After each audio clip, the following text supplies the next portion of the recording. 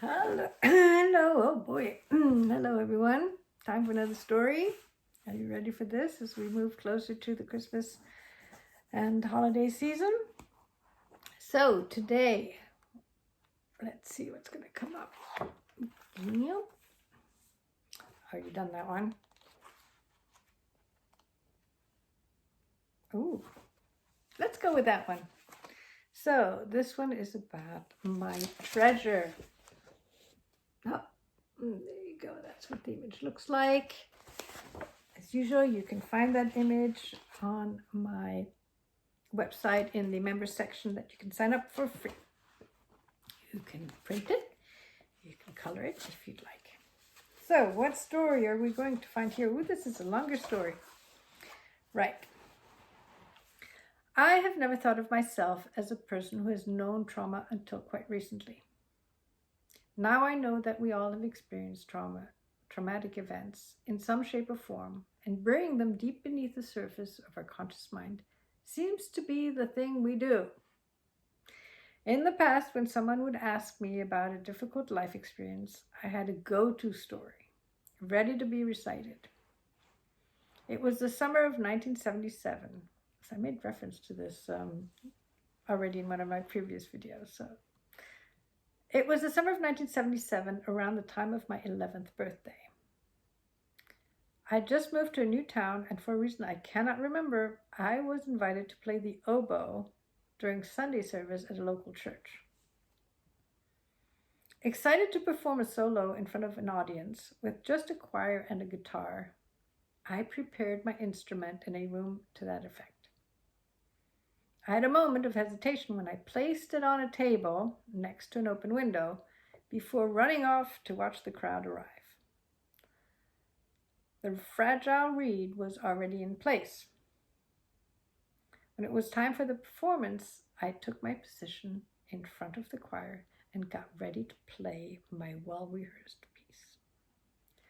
But instead of music, albeit probably not of great quality, all that I and my oboe could manifest were squeaks and quacks that resonated against the great big stone walls.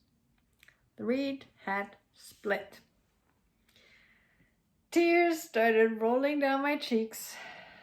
The next day would be my first day of school, and I was sure that half the children of my new class had their eyes on me in this very moment. As disturbing as this event may sound, I overcame it long ago. It helped that not a single child or adult outside my family ever spoke of the incident. It was almost as though it had never happened at all.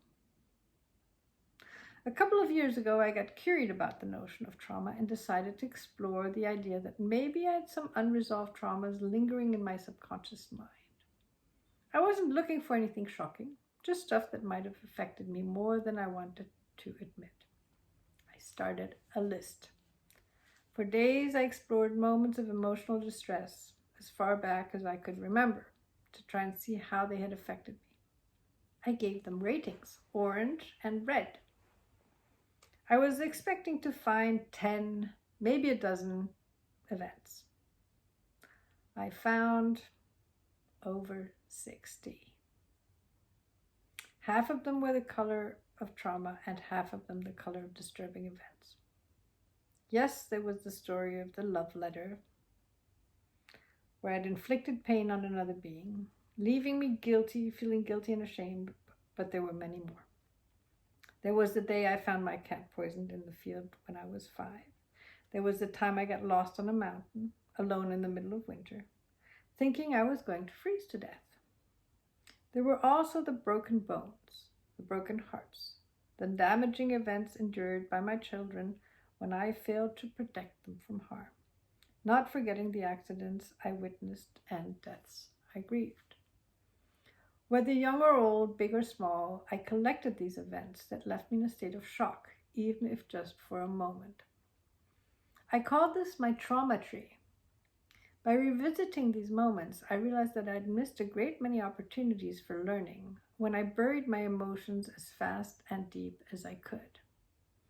How many painful moments did I hide away without taking the time to learn or grieve? How are they nourishing my beliefs? I know that some gifts are still buried within me, locked away in a dark place, with no key to be found. Still, I like to believe that someday, when life tells me I'm ready to grow a little more, I might stumble across those keys and embrace every one of my experiences along with their lessons, with courage and an open heart. And in this image, we got that beautiful tree that is growing from all the things that we have buried within. And the deeper we go, the harder it is to go and unlock those treasures, that they are treasures. They really are. I know it's hard to think of trauma as treasures, and I might, get some strong reactions from this. And I'm not here to minimize anybody's trauma or I just strongly believe that if we have the capacity at some stage, sometimes it takes years, decades, to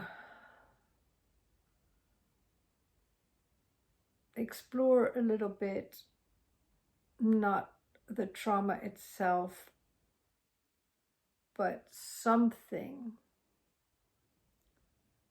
that event might have given us, even if it was just to put us on a path. And, I think of survivors of, certain traumatic events who make it their life's mission to tell their story or to write books or to, prevent these things from happening to others. Well, it's a beautiful thing that they can transform whatever that was, whatever happened to them, into something beneficial for others. And so in every trauma, I think there is something that we can take away, that we often take away, sometimes we don't even realize it, and that can help us accept it a little more easily.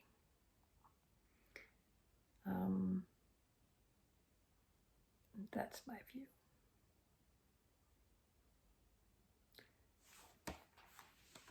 I will see you next time.